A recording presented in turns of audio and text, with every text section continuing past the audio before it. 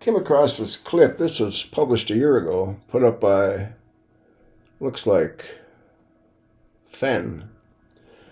Mapping the Trump shooting. Plays for 6 minutes and 11 seconds. That was a false flag event. He was never shot. It was designed to get people to feel sorry for him so they can elect this garbage. Let's listen to this clip. I haven't watched it yet. It's the 13th of July in Butler, Pennsylvania. Former U.S. President Donald Trump speaks at a rally. It's only days until he plans to accept the official Republican nomination. He's just minutes into his speech when shots are fired. Take a look at what happened.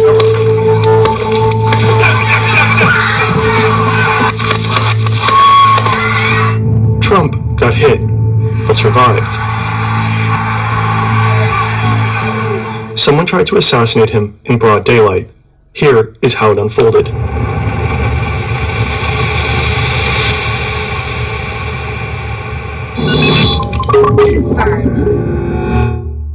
By the time this video is published, new details might have emerged. It's a hot, sweltering early evening as tens of thousands gather here to see Trump. Pennsylvania is one of 6 vital swing states that will help secure the win in the next presidential election. Butler skews heavily Republican, and it is a blue-collar town. This is a big crowd. This is a big, beautiful crowd. He is surrounded by supporters. Most are sitting or standing in front of the stage. Some sit on the bleachers, center, left, and right. Trump's support staff and security, including Secret Service agents, are right at the stage. Behind him are 3 large buildings. On the roof of the building on the far left and on the far right are Secret Service snipers. They are constantly scanning the surroundings, looking for threats. They can be seen in this video filmed by a crowd member. Hello, Butler, and hello to Pennsylvania. I'm thrilled to be back. Trump begins with his speech. Things seem normal. He turns to the right and points at a chart showing statistics on border crossings. At the same time, several people in the crowd notice a man with a gun on the roof of a building close by. It's too late. Take a look at what happened. All of a sudden, bullets start flying. One even gets captured on camera. Another building. Now look at that picture of the bullets. It's below his ear. And what did his doctors say? Well, he said the top of his ear got hit. But look at the bullet. You can see the trajectory of the bullet. It's below his ear. It's all bullshit. About 400 feet or 120 meters north of the stage. The shots are coming from here, on the roof. The gunman is 20-year-old Thomas Matthew Crooks. He is armed with an AR-15 semi-automatic rifle. The gun was legally purchased by his father. First, he apparently fires a round of 3 shots. Take a look at what happened. Trump reaches up with his hand. The first bullet pierces the upper part of his right ear. He will... Did you hear that? The first bullet pierces the upper part of his right ear. Now, when you look at the trajectory of the bullet, it's below his ear. I mean, it's right there. Will later say that turning over to the right at that exact moment prevented the bullet from hitting him right in the head. He ducks down behind the podium, and within 3 to 4 seconds after the first shot, Secret Service agents swarm the former president and shield him with their bodies. Crooks opens fire again, immediately, with 5 more shots.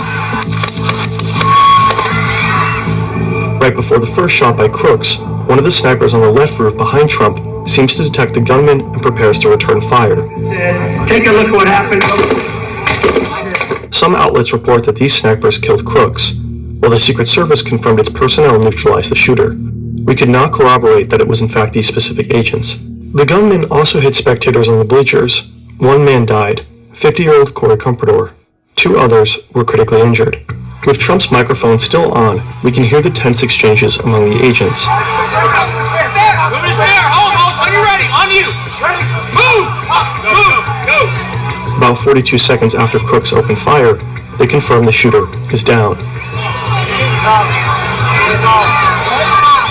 good? Shooter's down. Are we good to move? Let's move. Let's move. They prepare to escort him to an armored vehicle. Come on. Let me get my shoes. I got you, sir. Let me get my shoes, sir. Hold up, you're ready. Let me get my shoes. All right, now here's something that's interesting. Don't know if you have a pair of those lace-up leather shoes, the dress shoes. You cannot take them off unless you undo the laces. Now his shoes are different because they're elevator shoes. Maybe that's why he slipped out of them. I don't know. But he's worried about getting his shoes. Let me get my shoes. Short, fat, bald freak. So we gotta move to the punch.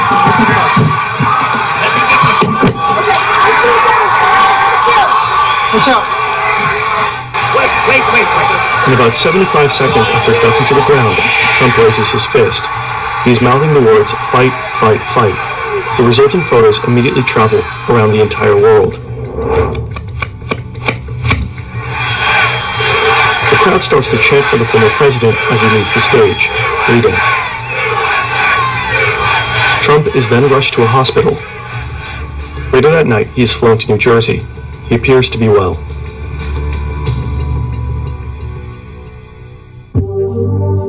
There are a lot of questions we don't have an answer to right now. Why were the forces unable to prevent the attack? Analysis on X suggests that at least the snipers on the roof behind Trump were likely scouting for dangers further away, with this rooftop possibly falling into the responsibility of other law enforcement agents. We were unable to corroborate that. Why couldn't armed men climb up on this building? What was Crooks' motive? The gunman had no criminal history in Pennsylvania's public court records. The New York Times found a voter registration record for Crooks.